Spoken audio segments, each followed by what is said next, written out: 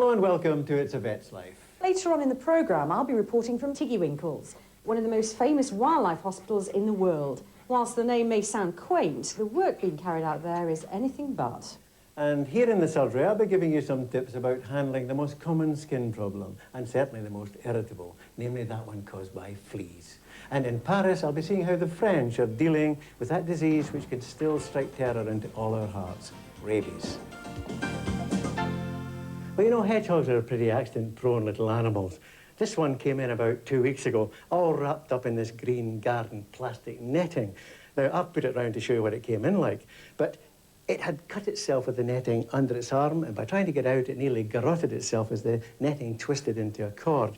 And it also damaged one of its eyes by trying to scratch to get it off. We just extracted it, and if you'd like to pop in this box, because I know you'll make off again, in like that. Of course, the thing we're most commonly associating with hedgehogs is when we see them squashed flat on the road. Their defence mechanism is to roll up into a ball, but that's no defence against a 10-ton lorry. In fact, this very morning, we've had one brought in, which is a road traffic accident. We've got it in intensive care. We've given it fluids and antibiotics, and I'll just take it out for a moment to show you. Come on, darling. That's lovely. Now, some life coming back into its eyes, and it's got a bit of movement there. Came in quite unconscious. You can see the blood on its ear here, so it's had a severe bash on its head. By the way, it's also hoaching with fleas, but we'll see to that after we restore it to life. In you go, darling. This is a bird incubator, by the way, but it serves perfectly well for hedgehogs. Now, talking about fleas, most cats and dog owners feel that if their dog or cat's got fleas, they've come off hedgehogs. Not true. Hedgehog fleas like hedgehogs, dog and cat fleas like dogs and cats, and incidentally, human fleas like humans. And if you want to get rid of fleas, it's quite easy. There's a whole lot of preparations. There's sprays and shampoos and powders, all sorts of things. But recently, there's 3 novel treatments for fleas arrived. This one came from America. It's an ultrasonic device which fits onto a dog's collar, and in theory emits this inaudible sound to us, but excruciatingly painful for fleas, and they all leave the animal. I've read one report which said it doesn't work at all, but it seems to be going over big in America. Another treatment is this spot-on treatment, and I like this one because it does work. This is for dogs only, by the way, and what you do is you cut along here, along the line with scissors, and squeeze the fluid onto the skin at the back of the dog's neck where it can't lick it. But this is for dogs only. One preparation, once a month, and your dog is flea-free. But don't forget, you must always treat the house as well. That is absolutely essential. Treat it with a house spray, hoover up, and then burn the hoover bag. That's essential. This other one, called Tiguvon, is for cats and dogs, and it's also a spot-on treatment. Different chemical. So remember, always ask your vet how to use these things. This one you mustn't use on cats under a year old, for instance, but do ask him or her how to do it. Talking of fleas, they're not the only parasites that cause intense irritation, although they are the most common. Can I just show you these 2 wee guinea pigs here? Now, when they came in, they looked like this. They were hairless, dandruff on their skin, flaking, and so irritable they couldn't stand still. They were always scratching at themselves. Now, most times people use baths with a solution made from this chemical here, and that will work in some cases. But recently, this material has been much, much more effective. Let me show you the guinea pigs first. They came in like that, all bald and irritable. Just look at the length of the coat now. Perfect. Come here, you. They're always a wee bit nervous, the guinea pigs. And there's the mate, looking resplendent and brand new and very long fur coats. And that was because we injected them with this stuff. The chemical name is ivermectin. 2 injections, about a fortnight apart, under the skin. The mites are killed, and the guinea pigs are very, very thankful and grow this lovely fur coat. So there you go then.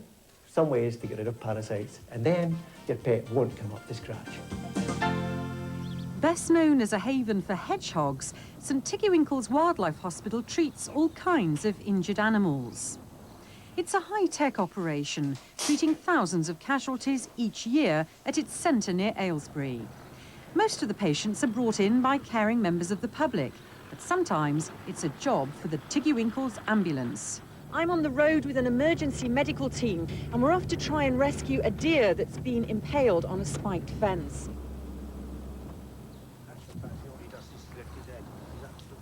Come on, kid. Come on. Come on, take it easy. Here we go. All right. All right. All right, all right. All right. What are you doing now, Les? We're just going to cover his head and we get him shifted into the car. He's in a bad way. You got a towel there for his head, Rog? Okay. Get the back of the car open. All right. Take it easy. Does that calm him down, putting that over his head? And we've got to get him back now, and we've got to get him onto intravenous drip and things like that. Then we'll worry about his wounds. So where are the wounds He's now? got one big one here on this leg, one that side, right through the main muscles at the top of the leg. He's got a lump in his stomach, so it looks like he's ruptured himself at the same time. They try to go over the top, you see, and don't quite make it. All right, Rog. Do you think he's got any chance of survival? He's got a chance to survive. He's got a hernia as well by the looks of it, so he's really hurt himself. Here we go. All right, take it easy. So just got to get him back as quickly as possible, I suppose. Yeah, and whether he makes it or not back, is one of the things we have to take a chance. We're just going to give him some sedative just to calm him down, because it's not just shock, which is physiological, it's also sort of psychological with deer. So we calm him down, then he'll be sort of calm for the journey. It doesn't look very good, he's very, very shocked. Can you get the HEMAC cell warmed up, please? Certainly looks like it's gone. Yeah. Okay.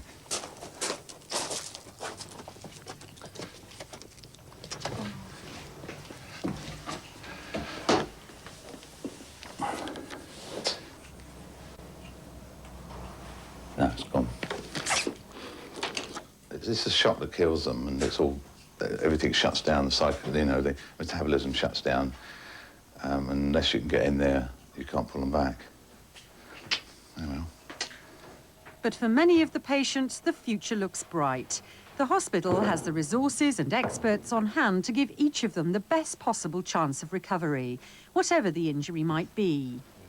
Consultant vet John Lewis is an expert in wildlife medicine. Part of the International Zoo Veterinary Group, he travels up from Kent every week to operate on difficult cases, injuries that are usually our fault. Yeah. Unfortunately, most of them are caused by man and man's environment.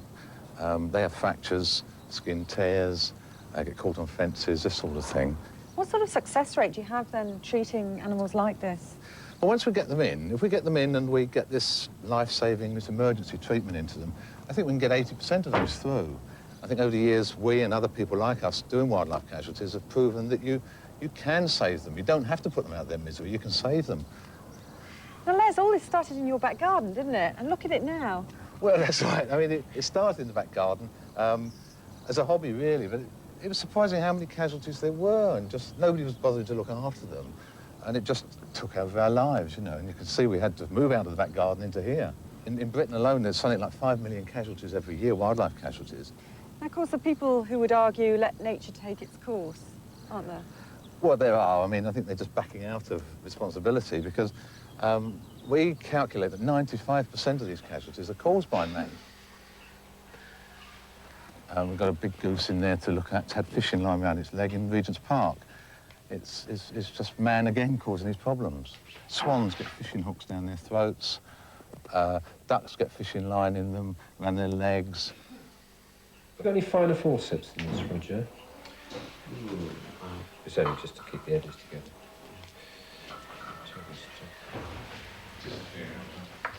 Foxes are Les Stoker's favourite animal. Sadly, they're also familiar patients at Tiggywinkles, often because of the increasingly heavy traffic on our roads. So what had happened to this one? Several problems. I presume it's been hit by a car. It has a broken pelvis. It has the top of the femur, the upper part of the leg here, is also broken. And the elbow here has been fractured. Now, this one's been repaired surgically, and we have some question at the moment as to whether this cast is a little bit too tight. So we're just going to take it off and recast it, or re-bandage it. So how as a vet do you get to know so much about treating wild animals? Well, I spend my life with zoos, safari parks, wild animals. I don't treat domesticated animals anymore. Tape. Oh, that softband. I mean, having said that, this is a fox. It's basically a dog. It's very similar in many respects to the domestic dog, although its biology clearly is different because it is a wild creature, as you say. So as long as you add the standard canine medicine and surgery to the biology of the fox, then I think you have most of the answers you need. Are there any sort of basic rules the public should know about if they find an injured wild animal? Be careful. Yes, do you want to explain? I think two basic rules of the wild animal. It's going to bite you, and it is frightened of you. The general public can help by at least sort of identifying that the animal needs rescuing. If it's a small animal, they can pick it up and put it in the cardboard box. If it's a large animal, like a fox or badger or swan or deer, they can call somebody who knows what they're doing. So is that almost it for this patient? Not quite. In about a week's time, it'll have another operation on its hip to repair some of the damage done there. And we'll have to wait until the two fracture sites are healed. We have one other problem as well, and that is the animal has fractured its canine tooth here and exposed the root canal. That implies we need a root filling. After that, it should be able to go back to the wild world.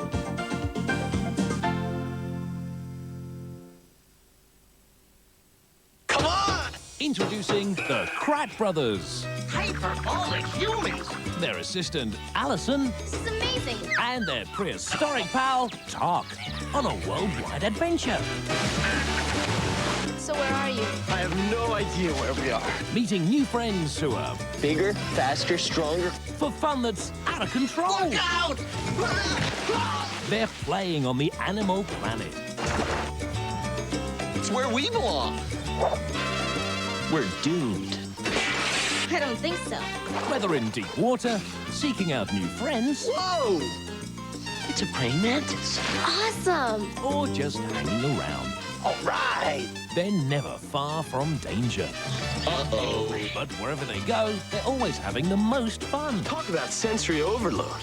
So make sure you watch Krat's Creatures every weekday at 1 on Animal Planet. Because You never know what's gonna happen.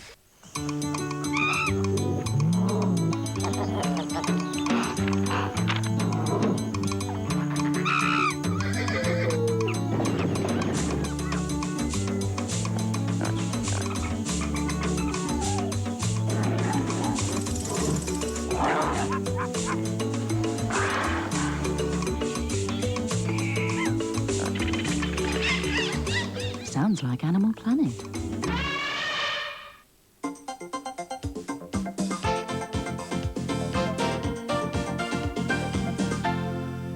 This statue depicts the bravery of a young lad who saved some other children by holding back a mad dog.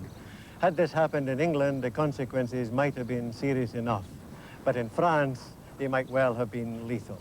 I've come to the famous Pasteur Institute in Paris to learn more about the disease which in France they call la rage, and in England we call rabies. Until Pasteur's vaccine, no one had ever survived rabies. Although the treatment involved a painful series of injections into the stomach, there was now at least some hope. And here's where it all began.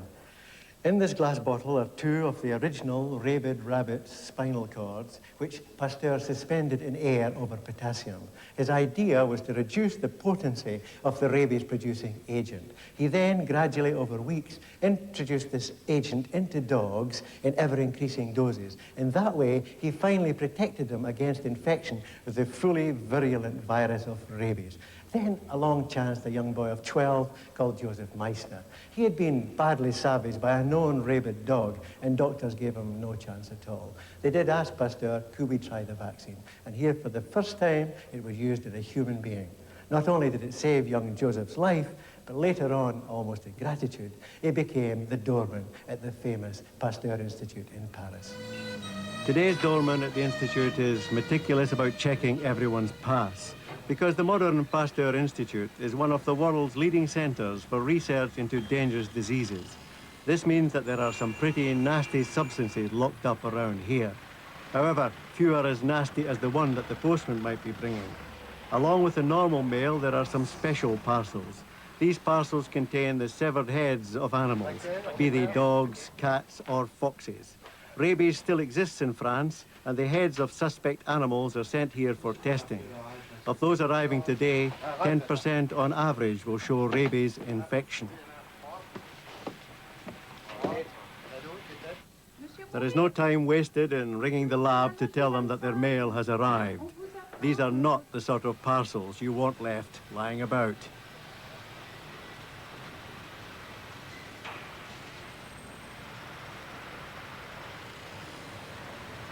Even as a vet, I find this next bit not only a bit gruesome, but very frightening. The packages with the heads have arrived here at the diagnostic centre, and in this room here, a hermetically sealed room, the technician, who, by the way, is vaccinated, is busy with the grisly business of opening up these heads, taking brain samples, and these will then be checked for rabies. At least one of the heads brought in today will contain live rabies virus. By detecting this virus, by knowing that it's present, it may help save someone's life in some part of France. Well, that was quite an unpleasant experience, but then rabies is a horrendous disease. Once a human being catches this disease, it is inevitably fatal, but not before they go through a variety of rather distressing symptoms where the rabies virus attacks the central nervous system and literally destroys it. An added factor is that this virus allows them to have lucid moments where they are aware of the disease they're suffering from and aware of their inevitable death. Not surprising then that people are frightened when they're bitten by a rabid dog or a cat. And every day here at the Institute, they hold a special clinic for just such people.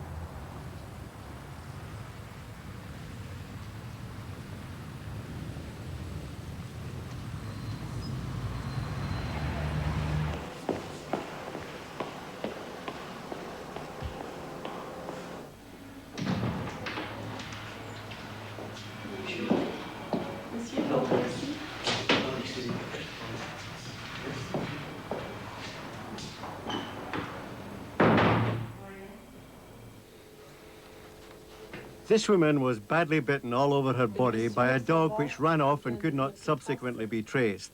This took place in a town northeast of Paris, not very far from an area where rabies is still endemic in the wildlife. Oui, mais plus rien. Bon. Bon, là, ce côté-là, il y a la nuque et la jambe aussi, ça va. D'accord. Bon, je vois quelques traces ici, mais plus grand-chose. These things together mean that no chances can be taken, and Dr. Monika Herzog insists on a course of anti-rabies injections. Happily, the days of painful injections into the stomach are long past. Nowadays, they are straightforward, like most other injections, and given into the muscle of the upper arm. Détendez le bras, tout mou, tout mou.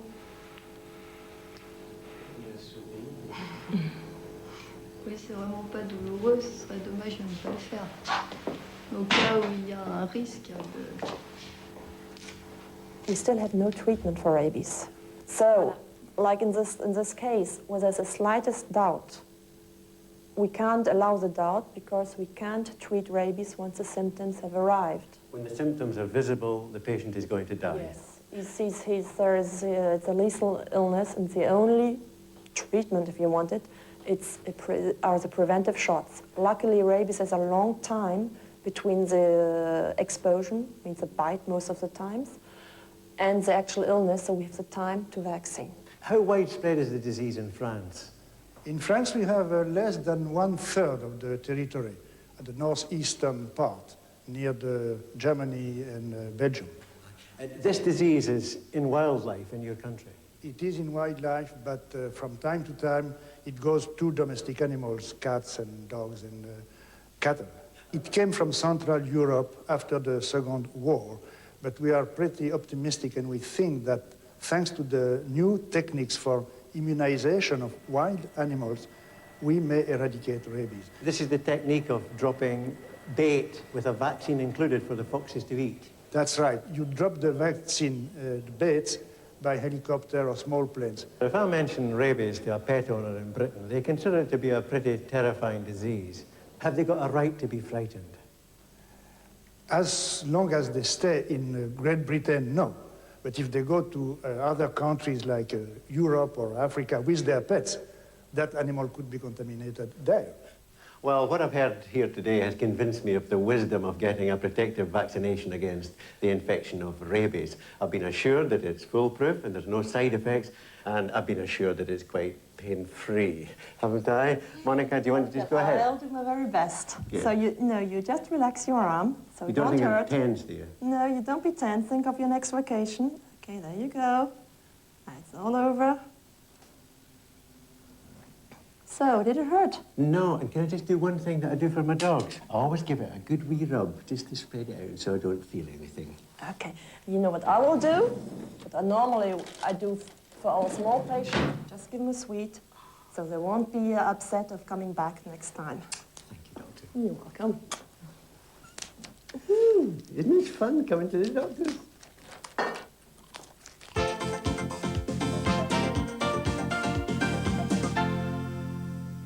I'm going to remind you very quickly of three major problems that a lot of pet owners have with their dogs.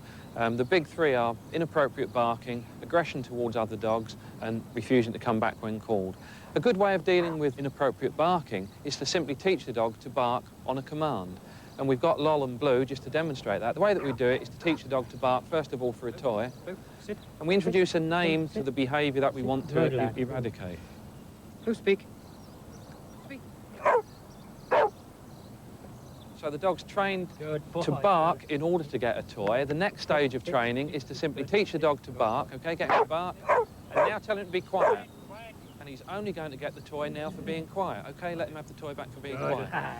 If you want to step that training up, then a really good way of stopping a dog barking all the time is to simply teach it to bark and then pick times of day or evening when it's really inappropriate for the dog to bark. That would be set the alarm clock 2 o'clock in the morning, go down, wake the dog up and get it to bark, and don't let it stop barking for 10 minutes. Even when the dog says, no, I've had enough of this, I want to stop, keep it barking. Then the next time someone comes to the door, the dog will go, woof. I'm not supposed to do this, am I? So it's a really good way of stopping a dog barking all the time, which then becomes a nuisance, not only to the owners, but to neighbours as well.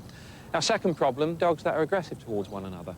Well, the first thing to understand is that there are two main reasons that a dog will be aggressive towards other dogs. Number one, because it's actually worried about the presence of other dogs and frightened of them. And number two, because fighting with other dogs happens to be its favourite game.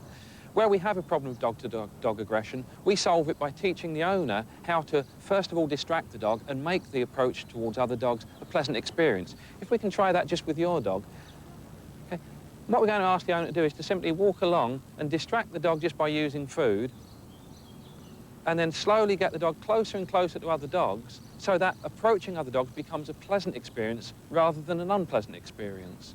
And all the time we're trying to get the dog to concentrate on the owner as opposed to being interested in the other dogs. And you can see now, even though all the other dogs are sniffing, the dog is much more intent on its owner than it ever is on the other dogs. That's great. Right, now for the big one. How do you get a dog to come back when it's called, when it's off the lead? Well, the first thing is you don't let it off the lead in a great big wide open area to begin with. You start off in a fairly small enclosed area. And the way to teach a dog is to actually teach it to trade off coming back when called for portions of its food. And I don't mean little treats, I mean portions of its daily meal. So we take the dog out, let it off the lead and have portions of dinner with us.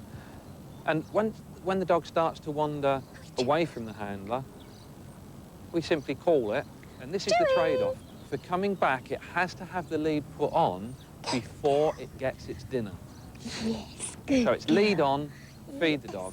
That would be done 5 or 6 times on every single outing, so the dog actually wouldn't be fed at home for several days. It would be fed outside, and to say the trade-off is come back when you're called and I'll give you your dinner. Well, that's it for this week. More animals on It's a Vets Live next week. I'll be visiting spiritual healers who claim they can cure animals, and also a gorilla at Amsterdam Zoo who can claim anything he likes, as far as I'm concerned. Anyway, that's all in next week's programme. See you then. Bye-bye.